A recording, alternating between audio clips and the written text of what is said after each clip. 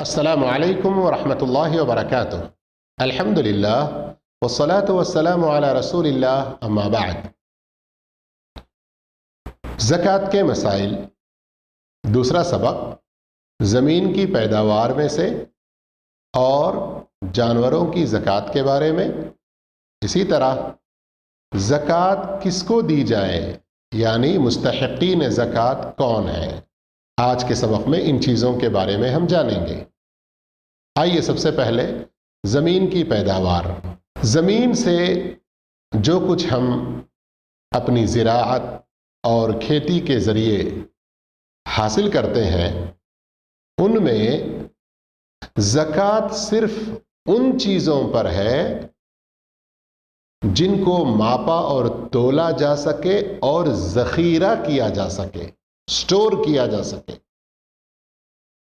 جیسے کھجور، کشمش، گیہوں، باجرا اور اس طرح کی چیزیں جو تولی ناپی جاتی ہیں اور ذخیرہ کیا جا سکتا ہے، سٹور کیا جا سکتا ہے۔ البتہ جو چیزیں سٹور نہیں کیے جا سکتے، جیسے پھل، ترکاری وغیرہ، ان کی پیداوار کتنی ہی ہو جائے ان پر زکوٰۃ نہیں ہے۔ زمین کی ان پیداوار میں جن میں ہم کو زکوٰۃ دینا ہے، اس کا نصاب کیا ہے؟ ان کا نصاب 612 کلو، 612 کلو۔ جس کے پاس اس کے فصل میں سے 612 کلو اناج نکلے یا اس سے زیادہ، تو گویا اس شخص پر زکوٰۃ فرض ہوگی۔ اگر کوئی آدمی اپنی زراعت میں سے جو اس نے کاٹا ہے، اناج 612 کلو سے کم نکلا، تو پھر اس پر زکوٰۃ واجب اور فرض نہیں ہے۔ وہ ایسے ہی صدقہ کرنا چاہے تو اس کی اپنی مرضی ہے۔ اس کے اندر ایک بات یاد رکھنے کی یہ ہے کہ سال کا گزرنا شرط نہیں ہے، جیسے سونا، چاندی اور سامان تجارت کے بارے میں تھا نا۔ یہاں پر یہ دیکھا جائے گا کہ فصل پک گئی تو اس پر زکوٰۃ واجب ہے، چاہے وہ سال میں ایک بار فصل تیار ہوتی ہو، 2 بار ہوتی ہو، یا کوئی 3 بار کرتے ہوں۔ کسی کی زمین ماشاءاللہ بڑی زرخیز ہوتی ہے، پانی کا خوب انتظام ہوتا ہے، کچھ لوگ 3 بار بھی کرتے ہیں بعض قسم کے اناج میں۔ اور اس میں زکوٰۃ کتنی نکالنی ہے؟ زکوٰۃ کا نصاب تو ہم نے جان لیا 612 کلو، اتنا یا اس سے زیادہ ہو تو فرض ہے، لیکن نکالنا کتنا ہے؟ تو اس میں 2 طریقے ہیں، سمجھیے ذرا اطمینان کے ساتھ۔ اگر قدرتی طور پر بارش کے ذریعے تالاب وغیرہ قریب میں تھا، اس کا پانی آ گیا، قدرتی طور پر وہ فصل پک گئی، تو اس میں 10واں حصہ بطور زکوٰۃ کے نکالنا ہے۔ اور اگر محنت و مشقت یعنی ٹیوب ویل، بور اور اس طرح کے کنویں وغیرہ جس کے ذریعے انسان خرچ کرتا ہے، پھر اس کے بعد اس میں سینچائی ہوتی ہے، تو یہ جو محنت و مشقت کے ذریعے اس کی سینچائی ہوئی، تو اس میں 5%، بغیر محنت و مشقت کے قدرتی طور پر اس کی سینچائی ہوئی تو 10%، عشر کہتے ہیں عربی میں اس کو۔ اور اگر محنت و مشقت کے ساتھ سینچائی ہوئی تو پھر نصف العشر یعنی 5%۔ اب آئیے ہم اس کو ایک مثال سے سمجھتے ہیں۔ ایک کسان نے گیہوں بویا اپنی کھیت میں، اور جب اس نے کاٹا اور بالیوں میں سے گیہوں نکال لیا تو ٹوٹل 800 کلو گیہوں اس کو نکلا۔ 800 کلو گندم وہ پایا، اب اس پر زکات ہے یا نہیں ہے؟ کیوں؟ 612 کلو سے زیادہ ہے، نصاب 612 تھا نا، تو اس سے زیادہ ہے 800، تو اس پر زکات واجب ہے، فرض ہے۔ کتنی دینا ہے؟ اگر اس نے اس فصل کی سینچائی خود اپنے خرچے پر کی، بارش وغیرہ نہیں ہوئی، قریب میں تالاب یا نالا نہیں ہے، تو ایسی صورت میں نصف عشر یعنی 5% دے گا۔ 800 کلو میں 5% کتنا ہوتا ہے؟ 40 کلو۔ اور اگر اللہ کی طرف سے بارش ہو کر اور دوسرے قدرتی طریقوں سے اس کی سینچائی ہوئی تھی، تو ایسی صورت میں عشر یعنی 10واں حصہ کتنا بنے گا؟ 80 کلو۔ تو اب وہ دیکھے گا کہ قدرتی طور پر سینچائی کے ذریعے ہے تو 80 کلو نکالے گا اور محتاجوں میں، مستحقین میں دے گا، اور اگر محنت و مشقت کے ساتھ سینچائی ہوئی تو 40 کلو نکالے گا اور مستحقین میں دے گا۔ اب آئیے ہم جانوروں کی زکوٰۃ کے بارے میں جانتے ہیں۔ جانوروں میں سے اونٹ، گائے، بھیڑ، بکری، یہ 4 قسم کے جانوروں میں زکوٰۃ واجب ہے، لیکن کیا اس کی شرطیں ہیں؟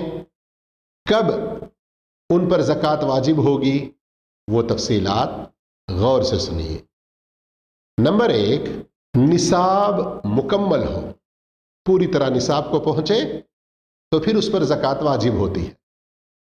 اونٹ کا نصاب 5 اونٹ کا ہونا، بکری اور بھیڑ 40 کا ہونا، گائے 30۔ جس کے پاس 5 اونٹ سے کم ہیں اس پر زکوٰۃ نہیں، جس کے پاس 40 سے کم بکریاں بھیڑ ہیں اس کے اوپر زکوٰۃ نہیں، جس کے پاس 30 سے کم گائے ہیں، گائے بیل وغیرہ سب اسی میں، اس پر بھی زکوٰۃ واجب نہیں ہے۔ دوسری شرط اس کے اندر، وہ جانور مالک کے پاس سال بھر رہیں، کسی کے پاس 6 مہینے تھی اس کے بعد اس نے بیچ دیا یا کسی کو دے دیا تو اب اس پر زکوٰۃ نہیں ہوگی۔ لیکن زکوٰۃ سے بچنے کے لیے اس طرح کے ہیلے بہانے نہ کرے، اللہ کے پاس پکڑا جائے گا۔ تیسری شرط، سال کے اکثر حصے میں، اکثر دنوں میں وہ باہر چراگاہ میں چر کر اپنی غذا حاصل کرتے ہوں۔ اگر مالک خود خرید کر گھاس لائے اور کھلائے تو پھر اس پر زکوٰۃ نہیں، یا مالک خود خریدتا تو نہ ہو لیکن جنگل سے، کھیت سے چارہ کاٹ کر لا کر کھلاتا ہو تو بھی زکوٰۃ نہیں۔ زکوٰۃ صرف ان جانوروں پر ہے جو سال کے اکثر حصے میں باہر چراگاہ میں خود چرتے ہوں۔ چوتھی شرط یہ ہے کہ ان جانوروں کو کام میں نہ لگائے ہوں، کھیتی باڑی کے کام میں، سواری کرنے میں، یا مال وغیرہ لادنے کے لیے۔ جب یہ چاروں شرط پوری ہو جائیں گی تب جانوروں کی زکوٰۃ دینی ہوگی۔ لیکن اب آئیے، نصاب تو آپ نے جان لیا تھا، لیکن اس میں سے دینا کتنا ہے بطور زکوٰۃ کے؟ ہر جانور کے کچھ الگ الگ تفصیلات ہیں، ان کو اب ہم غور سے سنتے ہیں۔ اونٹوں کی زکوٰۃ۔ اونٹوں کی زکوٰۃ میں نصاب تو آپ نے جان لیا کہ 5 اونٹ، اس سے کم کسی کے پاس ہیں تو زکوٰۃ واجب نہیں۔ جب ایک مسلمان کے پاس 5 اونٹ ہوں اور باقی جو شرطیں بتائی گئیں وہ بھی پوری ہوتی ہوں تو پھر ان اونٹوں کی زکوٰۃ ادا کرنے کا طریقہ ایسے ہوگا۔ نمبر 1، 5 سے 9 تک کسی کے پاس اونٹ ہوں۔ 5 سے 9 تک کا کیا مطلب؟ 5 ہوں یا 6 ہوں یا 7 ہوں یا 8 ہوں، آخری 9، تو وہ بطور زکوٰۃ 1 بکری دے گا۔ اگر کسی کے پاس 10 سے 14 تک ہوں، 10 ہوں یا 11 ہوں یا 12 ہوں یا 13 ہوں یا 14 ہوں، تو 2 بکریاں وہ بطور زکوٰۃ کے ادا کرے گا۔ نمبر 3، جس کے پاس 15 سے 19 تک اونٹ ہوں وہ 3 بکریاں دے گا۔ جس کے پاس 20 سے 24 تک اونٹ ہوں وہ 4 بکریاں دے گا۔ اب جس کے پاس 25 سے 35 تک اونٹ ہوں وہ 1 سال کا اونٹ بطور زکوٰۃ کے دے گا۔ اگر کسی کے پاس 1 سال کا اونٹ نہ ہو تو 2 سال کا اونٹ دے سکتا ہے۔ 1 سال کا اونٹ، 2 سال کا اونٹ، کیا مطلب؟ 1 سال کا اونٹ کا مطلب 1 سال مکمل کر چکا ہو، 2 سال کا اونٹ کا مطلب 2 سال مکمل کر چکا ہو۔ جس کے پاس 36 سے 45 اونٹ تک ہوں وہ 2 سال کا 1 اونٹ، 2 سال کا 1 اونٹ بطور زکوٰۃ کے دے گا۔ اور جس کے پاس 46 سے 60 تک اونٹ ہو وہ 3 سال کا 1 اونٹ دے گا۔ 3 سال کی عمر جس اونٹ کی ہو وہ۔ جس کے پاس 61 سے 75 تک اونٹ ہو وہ 4 سال کا 1 اونٹ بطور زکوٰۃ کے دے گا۔ اور جس کے پاس 76 سے 90 تک اونٹ ہو وہ 2 سال کے 2 اونٹ دے گا۔ اور جس کے پاس 91 سے 120 تک اونٹ ہوں وہ 3 سال کی عمر کے 2 اونٹ بطور زکوٰۃ کے دے گا۔ اب یہاں ایک قاعدہ سمجھ لیجئے کہ جب اونٹوں کی تعداد 120 سے بڑھ جائے تو ہر 40 اونٹ پر 1 2 سالہ اونٹ اور ہر 50 اونٹوں پر 3 سالہ 1 اونٹ بطور زکوٰۃ کے دے گا۔ نقشے میں بھی آپ نے ساتھ میں دیکھا ہوگا۔ مسئلہ سمجھ میں نہ آئے تو پھر پیچھے کر کے آپ ضرور دیکھیے، خاص کر وہ جن کے پاس اونٹوں کی زکوٰۃ کا مسئلہ ہو تو ضرور ایسے مسائل کو صبر کے ساتھ، اطمینان کے ساتھ سیکھے اور جانے۔ کوئی بھی شخص، اس کے پاس جو بھی مال ہے وہ اس مال سے متعلق زکوٰۃ نکالنے کے لیے اس کا علم حاصل کرے۔ اب آئیے ہم گائے اور بیل کی زکوٰۃ کے بارے میں جانتے ہیں۔ جب کوئی انسان مکمل شروط جو شروع میں بتائے گئے تھے نا، ان شرطوں کو پورا کرتے ہوئے گائے کے نصاب کا مالک ہو جائے تو کیسے زکوٰۃ ادا کرنا ہے؟ جانیے اس کا یہ طریقہ۔ جس کے پاس 30 گائے سے لے کر 39 گائے تک ہوں وہ 1 سال کا بچھڑا بطور زکوٰۃ کے دے گا۔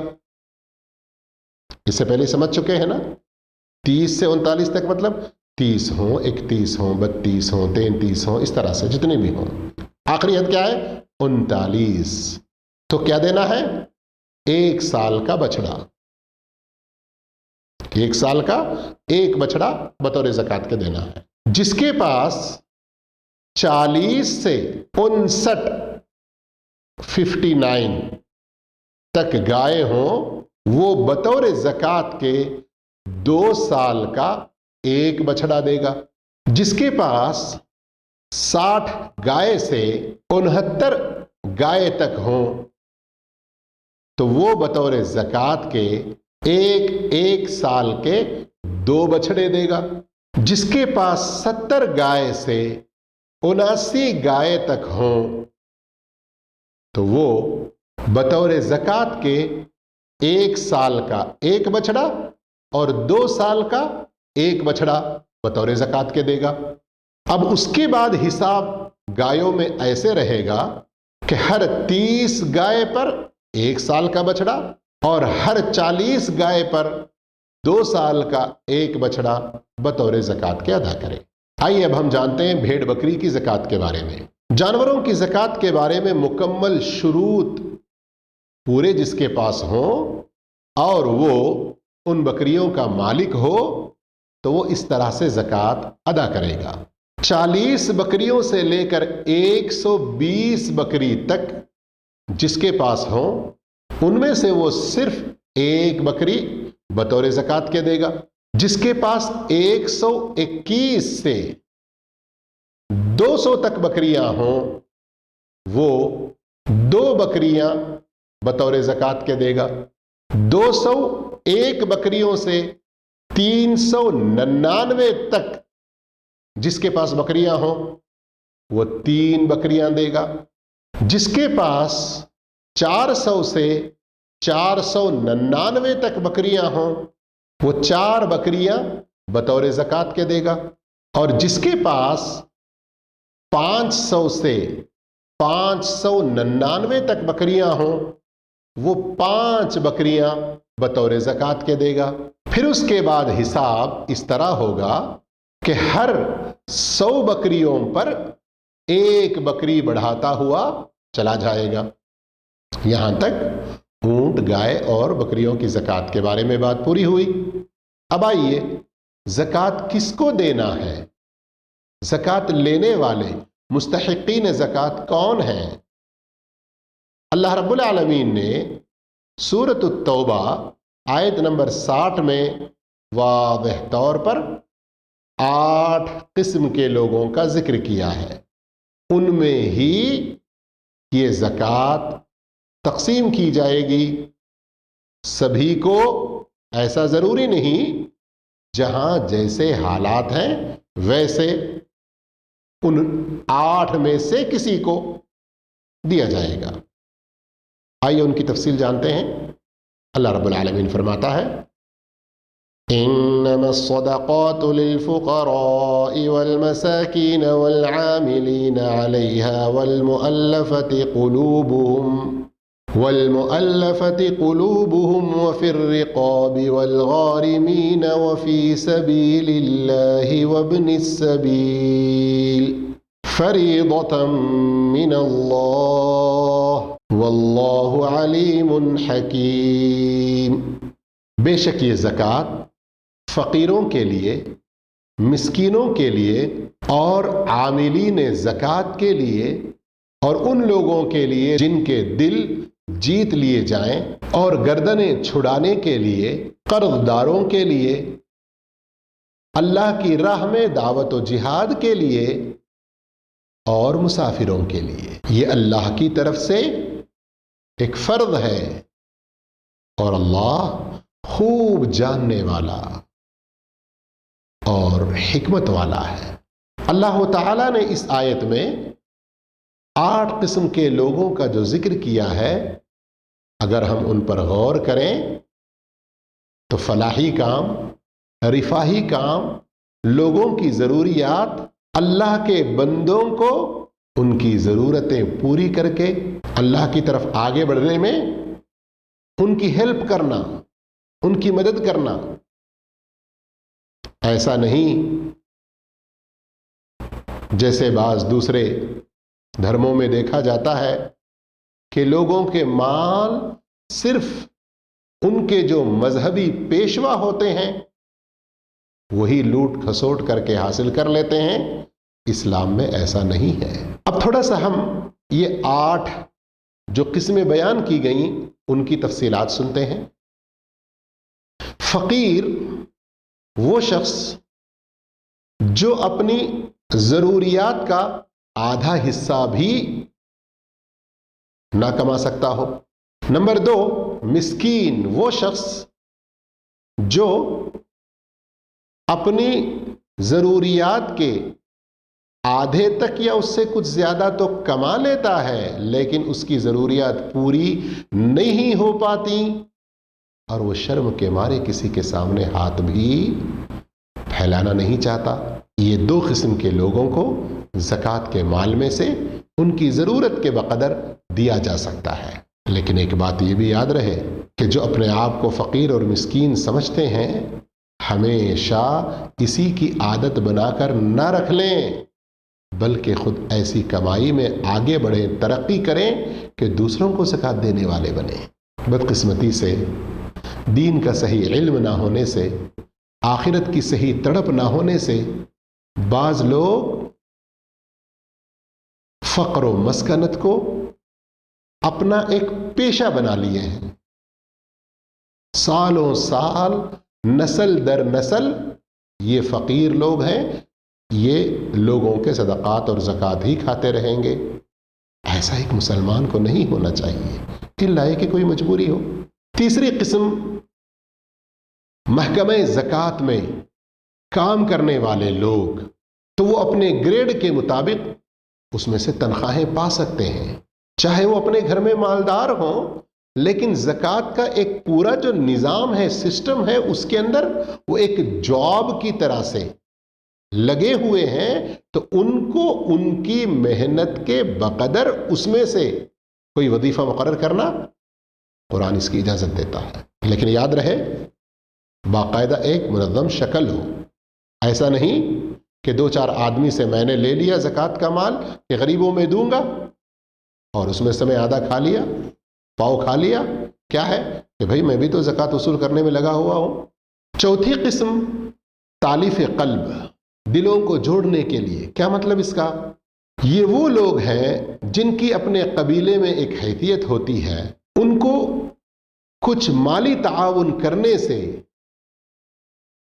ہو سکتا وہ اسلام کی طرف آئیں، یا ان کی طرف سے مسلمان محفوظ رہیں، یا اسی طرح سے وہ نئے مسلمان جو کسی مالی بحران کے شکار ہوئے، خطرہ ہے کہ کوئی اور ان کو مالی سپورٹ کے نام پر ان کے دین سے دور کر دے گا، تو زکوٰۃ کے مال میں سے ان کی مدد کی جا سکتی ہے۔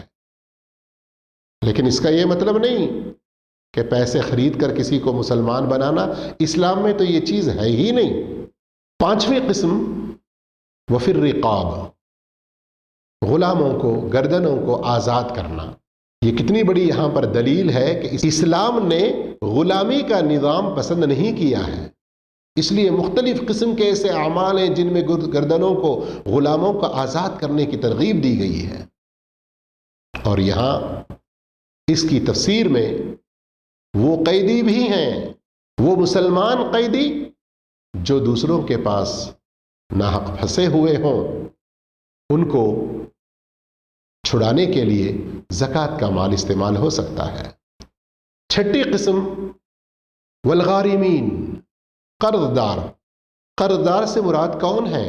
قرض دار سے مراد یہ وہ مسلمان ہیں جو اپنی کسی ضرورت کے لیے قرض لیے ہوں، غلط کاموں کے لیے، گناہ کے کاموں کے لیے قرض نہ لیے ہوں، اور ان قرضوں کی ادائیگی کی ان کے پاس طاقت نہ ہو، اور وہ قرض فی الفور واجب الادا ہوں، تو ان کی ادائیگی کے لیے زکوٰۃ کا مال استعمال ہو سکتا ہے۔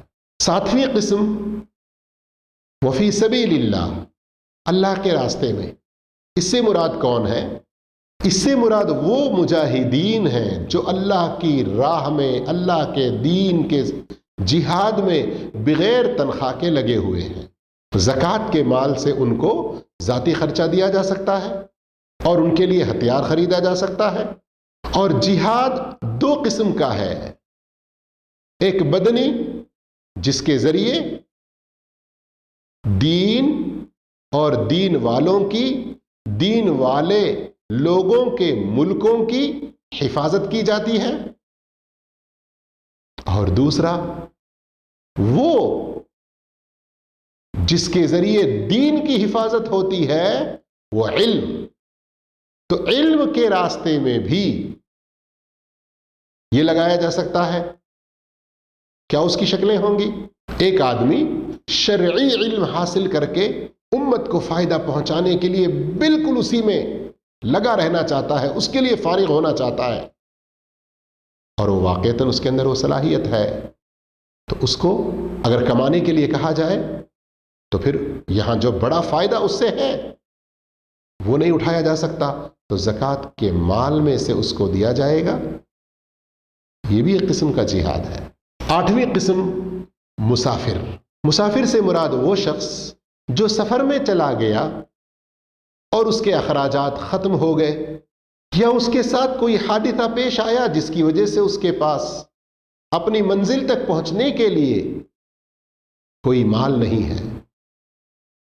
بھلے وہ اپنی جگہ پر مالدار ہو، لیکن سفر میں اس کو یہ جو مشکل پیش آئی، اس کو زکوٰۃ کے مال میں سے مدد دی جا سکتی ہے۔ آخر میں یہ بات یاد رہے کہ مسجدوں کی تعمیر، راستوں کا کام کروانے، قبرستانوں کی دیوار بنانے وغیرہ ان جیسے کاموں کے لیے زکوٰۃ کا پیسہ استعمال نہیں کیا جائے گا۔ زکوٰۃ سے متعلق آخر میں چند گزارشات، ضروری باتیں۔ نمبر 1، دریا اور سمندر سے نکلنے والی اشیاء پر زکوٰۃ نہیں ہوتی، جیسے ہیرے، موتی، مرجان، مچھلی۔ لیکن اگر اسے تجارت بنا لیا جائے تو پھر سامان تجارت میں ان کا شمار ہوگا، اس ناحیے سے ان کی زکوٰۃ ہوگی۔ کرائے پر دی ہوئی بلڈنگیں، کارخانے، فیکٹریاں، ان پر زکوٰۃ نہیں ہے۔ البتہ ان سے جو مال آ رہا ہے وہ اگر نصاب کو پہنچے، سال گزرے، تو پھر اس پر زکوٰۃ ہوگی۔ یہاں تک ہم نے زکوٰۃ سے متعلق ان اہم مسائل کی جانکاری حاصل کی۔ اللہ ہم سب کو نیک توفیق عطا فرمائے۔ آگے دین سے متعلق اور ضروری مسائل کی جانکاری کے لیے ہمارے اس زیڈ دروس یوٹیوب چینل کو سبسکرائب کریں، اپنے دوست و احباب میں شیئر کریں اور اس کو لائک کرتے رہیں، اور دین کے مسائل کو جاننے کے لیے ایک سے زیادہ بار اس طرح کے ویڈیوز کو دیکھتے رہیں۔ اللہ ہم سب کو اپنا دین کا علم خوب سکھائے، اس پر عمل کی توفیق عطا فرمائے، دوسروں کو دعوت دینے کی بھی نیک توفیق دے۔ وآخر دعوانا الحمد للہ رب العالمین، والسلام علیکم ورحمۃ اللہ وبرکاتہ۔